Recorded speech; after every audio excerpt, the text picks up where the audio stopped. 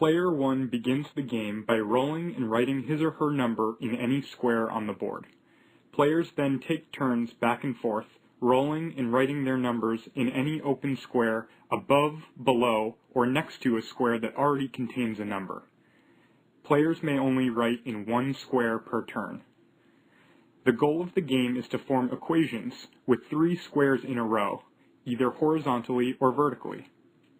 When a player forms an equation, he or she fills in the operators between the 3 squares that form the equation and tallies a point for themselves at the bottom.